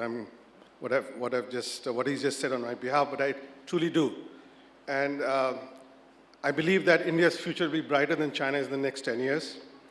And the reason is that once India and China become middle-income countries, they cannot sustain high growth rates without innovation-led productivity growth. That in turn will depend on the openness of the culture and how evolved the political, social, and economic institutions are. History teaches us that these systems evolve in a manner roughly comparable to biological evolution. The two components of biological evolution are variation and selection. Variation in today's context is diversity, and selection in today's context implies free institutions and free competition. As you all know, for 5,000 years, when new ideas, religion, or people showed up on India's shores, Indian society selectively assimilated them into the Indian ethos. This process of recombination, and I'll come to that a little bit, has made India one of the most diverse societies in the world. By contrast, China's histories followed a different pattern, and China has much lesser variation, and in addition, the Chinese state plays a much stronger selection role within the economy, which is not, as we know, the state is not particularly suited to make those selections. So now when we talk about China's GDP being 4 times India, I think some of us feel intimidated. But actually, if you measure China's advantage by the number of years they're ahead, it's only 12 to 15. 2 years back, I would have said only 10, but because of the last 2 years, I'm saying 12 to 15. And India is 50 to 100 years ahead of China when it comes to our evolution of our social institutions, which foster open society, variation, and selection. My hypothesis is based on the ideas of Joseph Schumpeter. As you know, he's a Harvard economist who coined the term creative destruction.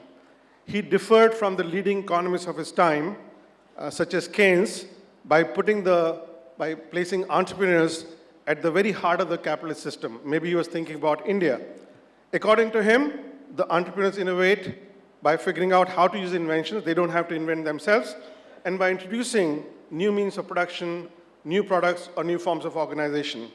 Now, this is the key message I want to give. Schumpeter also pointed out that the mother lode of innovation is the recombination of existing ideas. This is the concept that I alluded to earlier.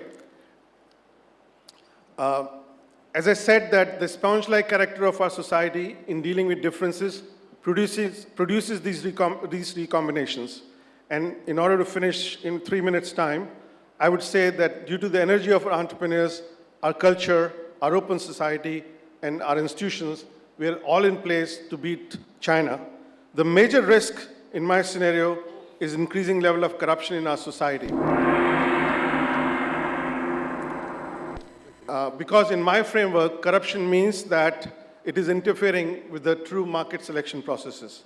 This is the first problem we have to solve before we can solve others. And if we can solve that, we will gather again in 10 years, and you will be as much of a believer in India's story better than China that I am today. Thank you.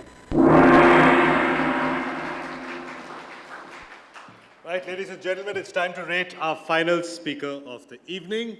If we can have the rating screen on your iPads. The time starts now, 30 seconds. You know what to do.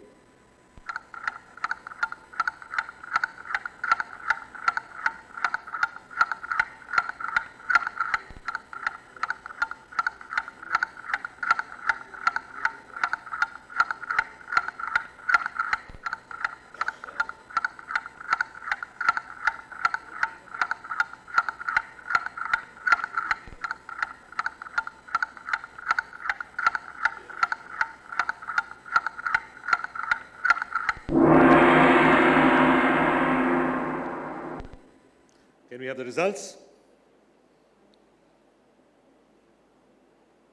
All right, 59%, 60% approval, but a striking 40% are not approving. Mr. Gupta, that's sometimes how the dice rolls. Right, one of the most important questions I'm getting backstage is when is dinner? Dinner is coming. In just a few minutes, dinner is coming. We'll make you work a little bit for it, but we'll feed you a really nice dinner in just a little while. Now, business is not just about profits. Man does not live by bread alone, and success without integrity is worse than failure sometimes. Why am I telling you all this? I'm not going to make a speech before you stop me. Don't worry, no speech. I'm about to introduce a very special guest who's with us in the audience. Take a look.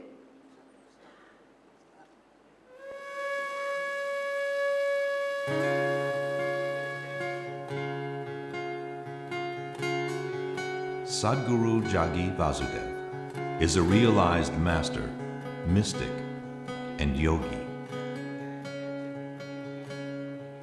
He has shown the way for people to attain to their natural joy and to live life with experience from one's own inner nature. His presence is filled with grace and compassion. Sadhguru's scientific approach towards spirituality and work towards the upliftment of humanity have received accolades worldwide. The words that come from him in intensity and utmost clarity, from his deep understanding and wisdom, can change the very core of the being. Belonging to no particular tradition, Sadhguru incorporates what is most valid for the modern person from the spiritual sciences.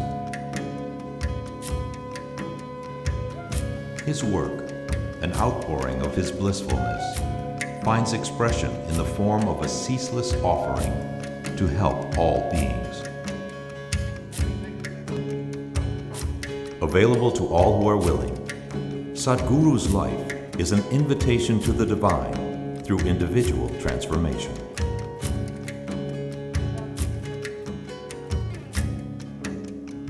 Welcome to the silent revolution of self-realization.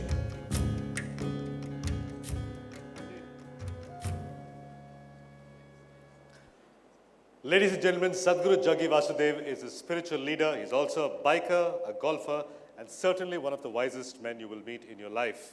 Mr. K.V. Kamath is India's most successful banker, the chairman of the jury for this year's awards, and also the one-man army who changed the gender equation in Indian banking. It now gives me great pleasure to invite Sadhguru Jaggi Vasudev, Mr. K.V. Kamath, and Indrajit Gupta to give away the 2 final awards. And before that, for a quick chat, IG, normally we give all our speakers 3 minutes, but I've been asked to multiply that into 4. You have 12 full minutes. Can we have you on stage? I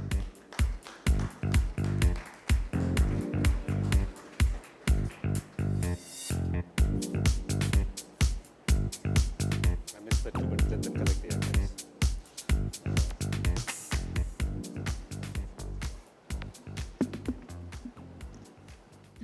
Good evening, ladies and gentlemen. I hope I can be heard at the back.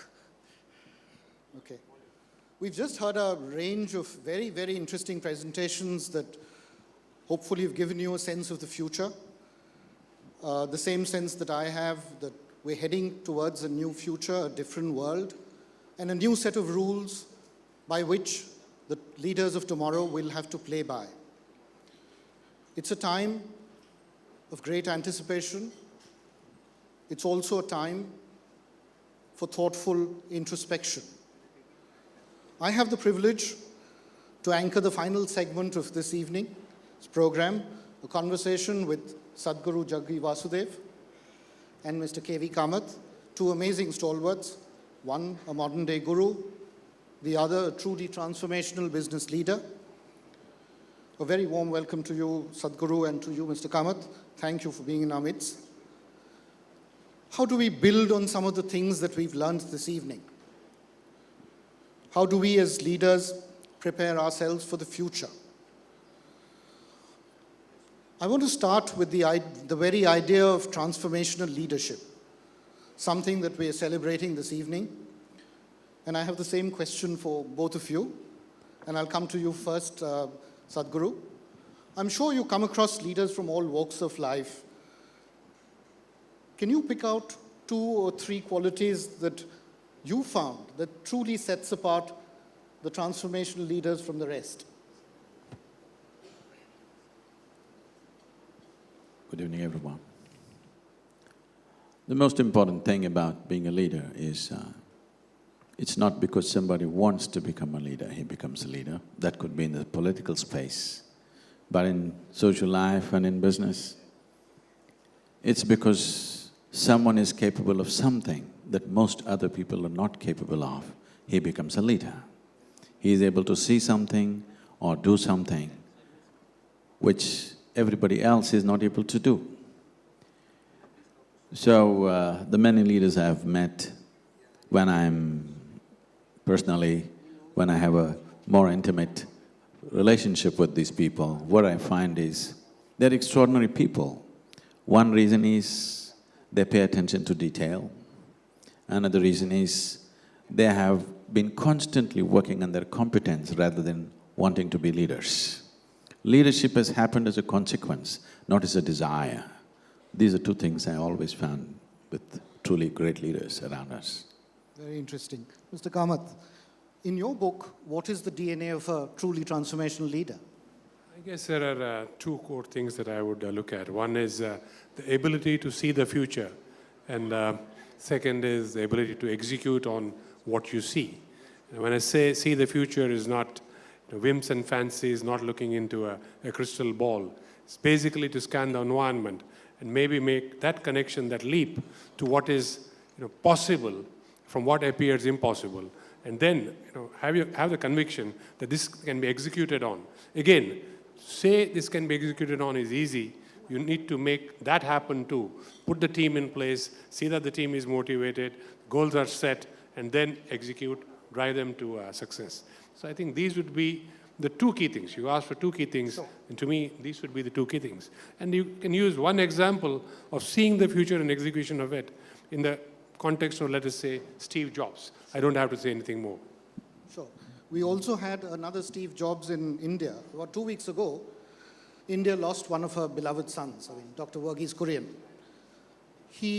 I think his story of how he created the world's one of the most biggest and most successful cooperative movements, I think will inspire generations to come in this country.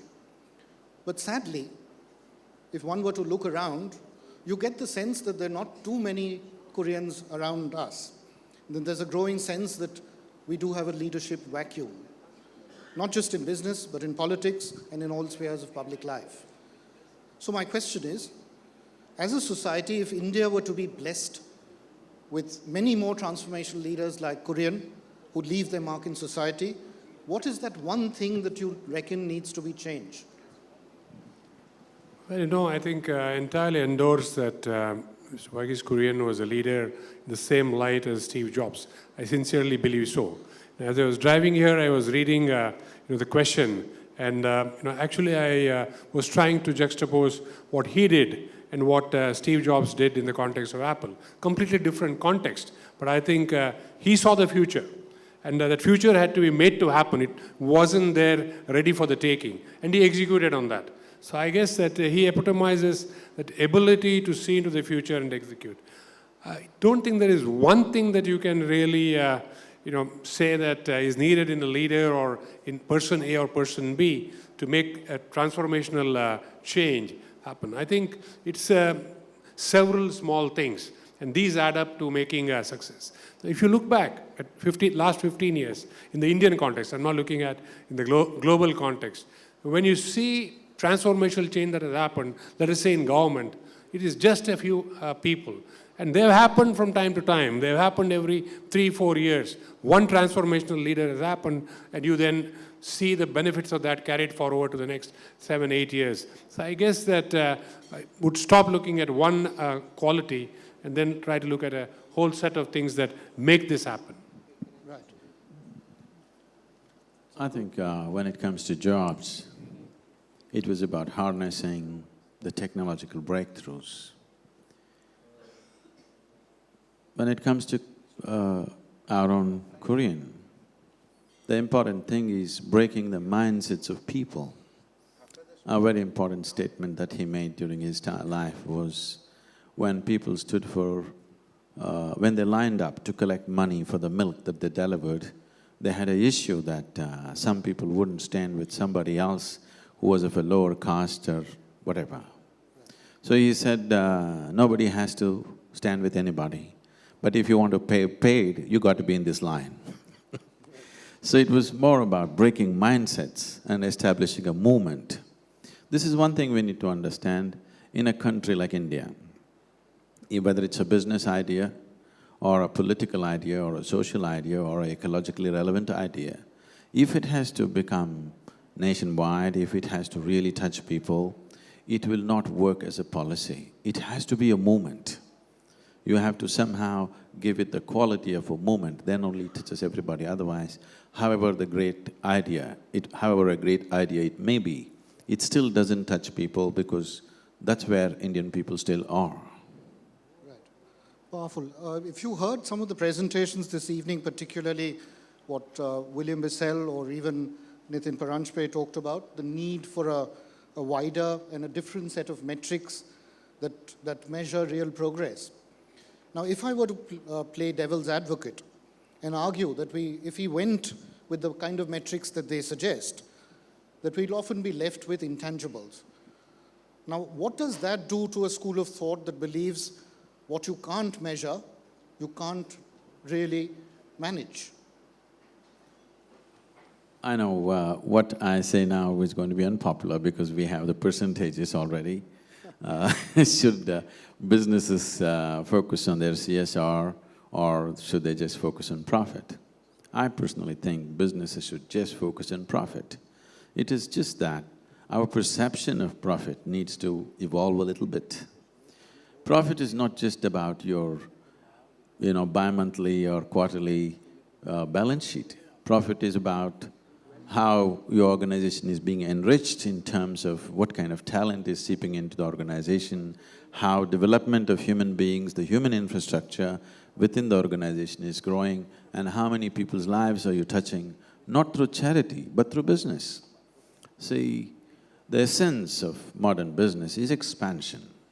whether you manufacture a safety pin or a computer or a spacecraft, the important thing is you want to make sure all the 7.2 billion people use your safety pin, that's the thing. So, our idea of profit has to evolve, but business must be profit-oriented, otherwise it will just lose its… it's like saying, we want to play cricket but score is not important. Style is important. We will enjoy the style only if the score is good, not otherwise. Thank you. Inside boardrooms, Mr. Kamath, do you see enough clarity on this whole issue that we need a new set of metrics, a broader set of metrics to measure progress? Unfortunately, no. I think this is a very profound question that has been raised by both Mr. Bissell and Nitin. And unfortunately, there's not enough thought given, because underlying the whole challenge is what Sadhguru just now said. Ultimately, you need a metric which makes what you do scalable and replicable. And today, that is profit, because if you do not have profit as defined today, you are not allowed to scale up and replicate whatever you're doing.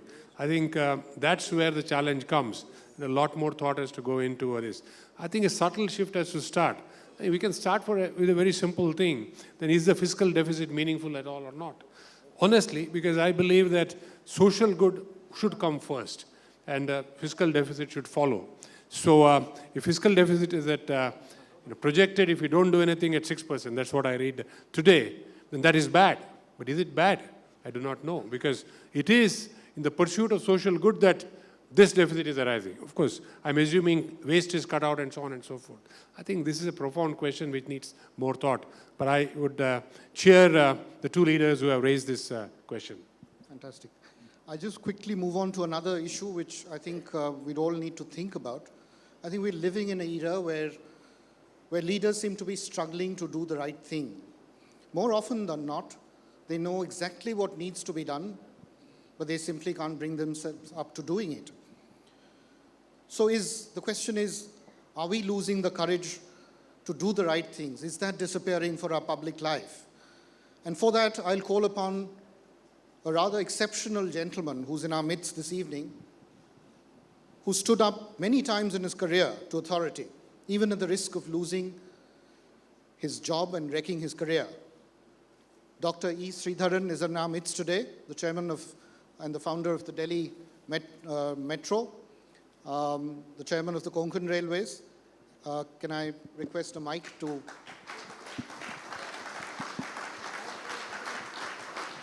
Dr. Sridharan.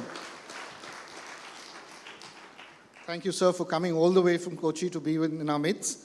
My question to you is, why are our public leaders so short on moral courage? Well, Indrajit Gupta, you are very, very right. I think there is a severe shortage of leaders who can stand up to politicians and to bureaucracy today. That is why we are not able to achieve much in our country. The main reason being that we are always hankering after some favors from politicians or some concessions from the bureaucrats, so that we lose the focus on what we want to do. I think if we have the courage, if we have the integrity, and the desire to do achieve what we want, it is possible to stand up and get things done. I think I have been largely successful in what I wanted to do. And that is how I've been able to complete the Konkan Railway on time and the Delhi Metro also very successfully. And with the success of Delhi Metro, it has been possible to spread the metro revolution to many other cities in the country as well. I think the time has come for people to stand up for a cause and then work for it. Dr. Sridharan, I have one more follow-up question. Can you kind of help us understand why it pays to do the right thing? You've demonstrated that many times in your career at great cost to your own personal growth. Any examples, any anecdotes that come to your mind that best illustrate the point? Oh, I have a number of instances like that where the politicians wanted something to be done and I was not obliging them and they were quite unhappy about it. They wanted to dislodge me from the position I was holding. But somehow, with God's grace, it was possible for me to pull through and get whatever I wanted to do. A number of such occasions had taken place. I mean, it's difficult to enumerate this in this audience now. Sure, sure. Thank you. Thank you, Dr. Sridhar. That's in some ways, the crisis of leadership that we face, Sadhguru. And I wanted you to kind of respond. Are we losing the courage to do the right thing? Do you agree? Dr. Sridhar being here is a wonderful thing, and everybody knows what's been achieved. So leaving that apart, the disgrace for us as a nation is that we have only one Sridhar. Why is it that we don't have 1 million? It's because somewhere we have not set up the necessary ethos, necessary fundamentals to produce men like him. Why is it that somebody who does his job, I'm saying this with all due respect, why is it somebody who just does his job is a celebrity in this country? Simply because very few people are doing their job. It's so unfortunate that we have come to this place.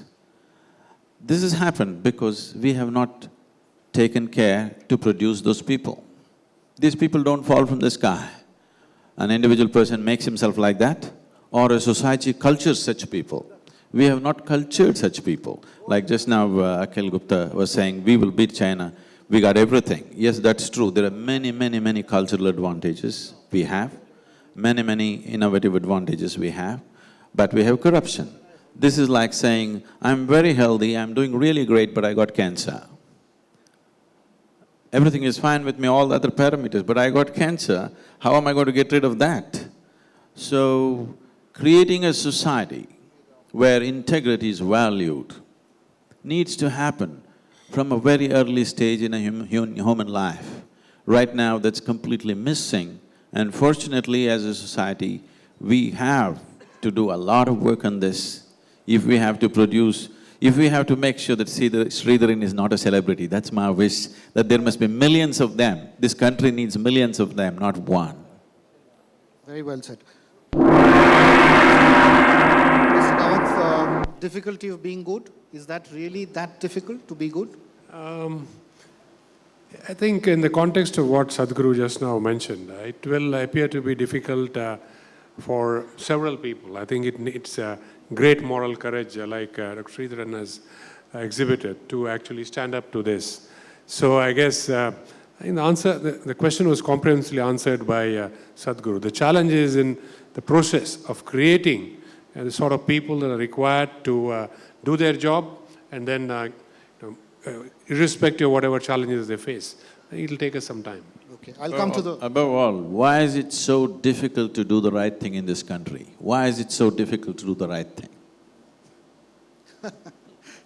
So I have the last question, and it starts with, I don't know. 3 simple words. Mr. Kamath, how often do you hear leaders saying that? Adil Zainul Bhai, I think, talked about humility as the DNA of the new leader of tomorrow. What does it take for successful people to stay humble and intellectually curious? What's your take? I don't think any leader will truly succeed in the long run till he or she has learned to say, I don't know. I think I don't know has to come very easily to a person to really succeed in whatever he or she is doing. So I guess that humility has to be a way of life, the way we relate to, I would say, in our organizational context and in the larger context, in the societal context. I think that to me is humility. And that I think underpins success. So it has to be in your DNA. There is no I think, 2 ways about it. You may succeed for some time, but if you need to endure, I think you need to build that into your DNA. Sure. How easy or difficult is that to do that? I do not know is a spiritually very significant statement. And for the business leaders, if they say it too often, nobody will see you as a leader. So, I do not know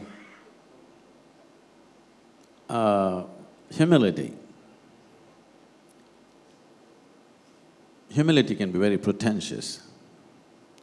I would say everybody having pride in what they're doing is more important than having humility, because pride is never pretentious. And when you're proud of what you're doing, you will try to handle it as sensibly as possible. I think what we need is more sense, all-round sense than humility. Humility will naturally come if you take a sensible look at your own life. You will clearly know what your capabilities are, what your limitations are. When you're conscious of your limitations, humility will come as a consequence. But trying to take an attitude of humility could be very deceptive. I would prefer that everybody takes pride in what they're doing, because pride and being successful and being proud of your success keeps you clean. You will not go off the track because it matters to you. Thank you, Sadhguru. Thank you, Mr. It's been a truly enlightening session, and back to you, Suresh. Thank you so much for that very insightful chat. And now, may I please call upon Mr. Kamath, Sadhguruji and IG to unveil a very special issue of Forbes India magazine.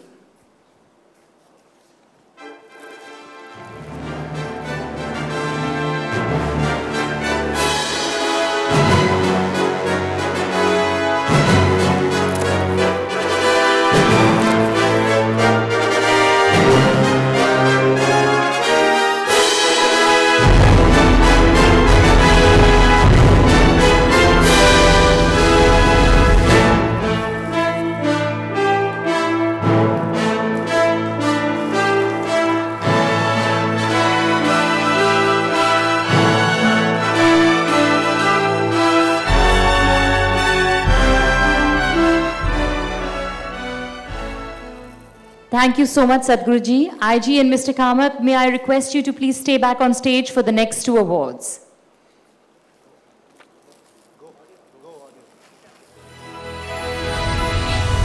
Despite challenges, India throws up a whole lot of entrepreneurial talent. This is so because times have been challenging in the past in India. You had a situation where for a very long period of time we had a licensed Raj. Of course, things have changed in the last few years, and in a way, I look at it, the licensed Raj helped create better entrepreneurs, tougher entrepreneurs. So while indeed there are challenges in becoming an entrepreneur in India, I think you have been honed, you have been trained, you have been seasoned, and so we end up throwing a fair measure of entrepreneurs. Analjit Singh, Analjit is I think a quintessential entrepreneur.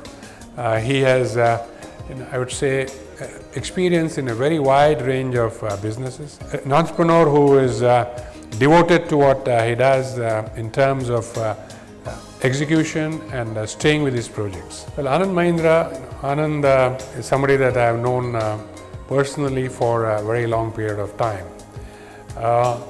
And over the years, I have come to admire enormously. Very strong core of developing domestic expertise in this business, and at the same time taking the business international.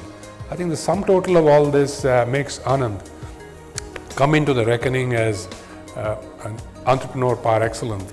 Dilip Sanghvi is one of those entrepreneurs who has taken the whole pharmaceutical game to a different level. Dilip clearly has been a leader in this business in India, and has, I think, in a way set the benchmark for other companies in the pharma business as to what a good, well-run company should be. I think Kumar Mangalam Birla, again, an entrepreneur that I have known for now almost 15 years or so, is one of those Indian entrepreneurs who has taken what was, in a way given to him and built on it, and how. He has truly built a remarkable organization.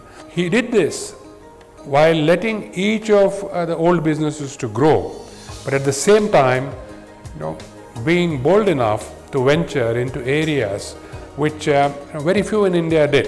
Uday Kotak, Uday again is a friend that I've known now for very many years. I've always admired him because He has enormous, I would say, understanding of Indian economy, of the Indian financial sector, of what products are needed at what time, what period of time, and how to execute to get those products in place. Mr. Kamath. Entrepreneur of the Year, Kumar Mangalam Birla.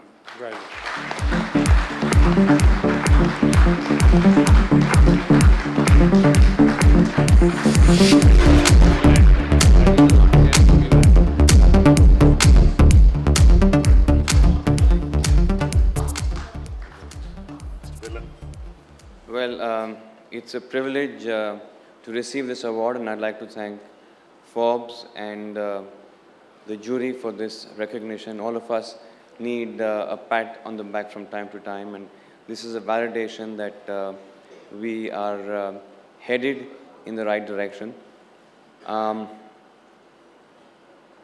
As I say very often, with a team like the one I have, you can't not win. There are outstanding stories of team achievements across the organization, across the world. But this year, I'd like to share with you that our team in Egypt lived through a revolution. They even had army tanks that they brought into the plant premises. Despite my repeated requests to them to fly back, to my dismay, they decided to hang in there. And just for their personal courage, their commitment, this is really for them this year. Thank you. Congratulations, Mr. Birla. And before we announce our last award, we'd like to thank our sponsors this evening. Our presenting partner, Kohinoor Square. Hospitality partner, the Oberoi Mumbai. Knowledge partner, KPMG. Technology partner, Vodafone. Multiplex partner, Cinemax. Supported by moneycontrol.com. And beverage partner, Black Dog. Thank you so much for your support. And now, our final award for this evening, the Lifetime Achievement Award at the Forbes India Leadership Awards 2012. Before we tell you who the winner is, take a look at the impact he's had on a few ordinary citizens.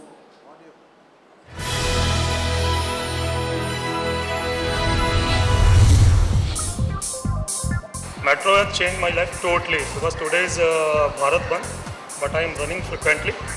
It has really changed our lives. Like pehle, it took me 2-3 hours to go to the college, and now I'm there in 1 hour. पहले दिल्ली जाने में ही 2 घंटे 3 घंटे लग जाते थे, and now it's just half an hour में you can reach Delhi.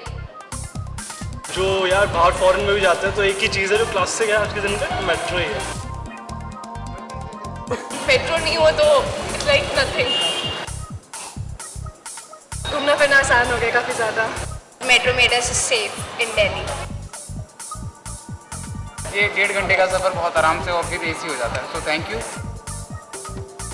I started commuting on metro, which I saved almost an hour for me. Changed my life. Facility है, एयर कंडीशन है और आराम से पहुंच सकते हैं. ज़रूरी नहीं है कि दूसरा कोई साथ में हो, तो हर तरह से फ़ायदा ही फ़ायदा है. And now here's MP from Kerala, Shashi Tharoor, talking about why our Lifetime Achievement Award winner so richly deserves this honor. Mr. Sridharan seems to have been an extraordinary figure in the annals of Indian government, because what he's done is he's essentially proven that the system which many of us feel bogged down by in our country can actually serve the interests of development in an extraordinarily efficient way. Right, going back to his famous reconstruction of the Pamban Bridge connecting Rameshwaram, which was a very famous legendary story back in 1963, where something that normally would have taken 9 months actually got completed in 46 days under his leadership.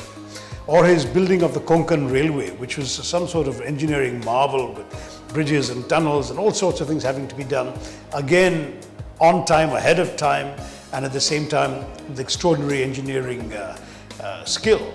And finally the Delhi Metro, which of course is his crowning achievement, from which people literally wouldn't let him leave until the first 2 phases were done. He has demonstrated in this way that if you have single-minded drive, tremendous professional competence, and the authority that comes with both of those things, you can get a lot done in India. And I would say what Sridharan's accomplishment is first of all the physical things he has built and left behind, which of course generations to come will value and cherish.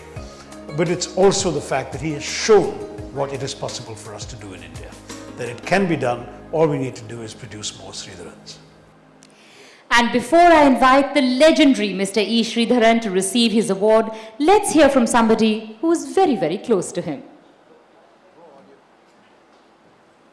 He was always back at 6 o'clock, finishing all the work. He never carries his work home. He was very fond of toys also. So wherever he goes, he used to collect a lot of toys. So children and him, it was a pleasure seeing him with the children playing together. He is a perfectionist. He wants everything to be perfect. Now he is absolutely a spiritual person. He likes to read a lot of, he reads Bhagavatam in the morning, early morning at 4 o'clock. Traveling he doesn't seem to enjoy much. His biggest achievement as far as I feel is Konkan Railway. And next is Pamban Bridge. And then Delhi Metro. He never takes his pay now. We manage with our railway pension. Everything is donated to a charity fund. So that is the main unknown. Everybody feels that he is very strict wherever he is, but it was different. Ladies and gentlemen, I'm going to ask you to give us a standing ovation. I'm going to ask you to stand while I invite Mr. E. Sridharan, the Lifetime Achievement Award winner at the 2nd Forbes India Leadership Awards. Mr. Sridharan.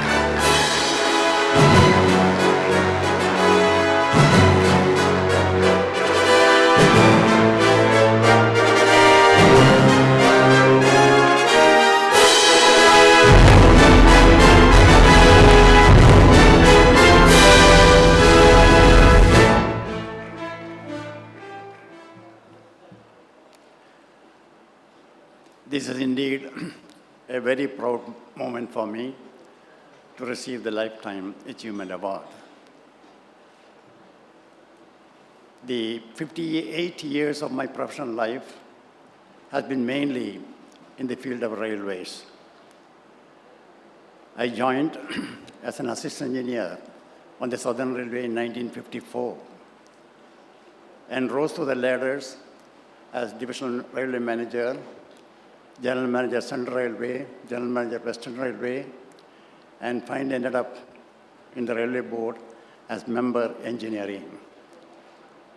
After retirement, I had the opportunity to take up the Konkan Railway, which I was able to finish in 7 years' time, and thereafter the Delhi Metro.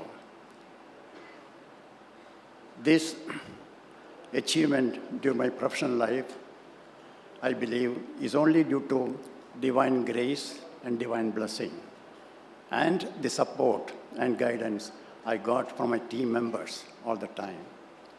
I wish to thank Forbes magazine and the jury for extending to me this great honor. Thank you very much. Mr. Sridharan, stay on stage. Thank you so much, Mr. Sridharan, and congratulations. And with that, ladies and gentlemen, we come to the end of today's ceremony. Thank you very much for your participation. May I invite all of tonight's winners on stage for a photo opportunity. May I also invite all our jury members, Mr. Akhil Gupta, Mr. Adil Zainulbhai, to join our winners. And finally, may I call the management of Forbes India and Kohinoor Square, Mr. Nathan Andrews, Mr. Joshi, Senthil Chengalvarayan, Gurmeet Singh, and Charles Assisi onto stage. Dinner will be served at your table. Please do stay for dinner and cocktails, and thank you so much for being here tonight.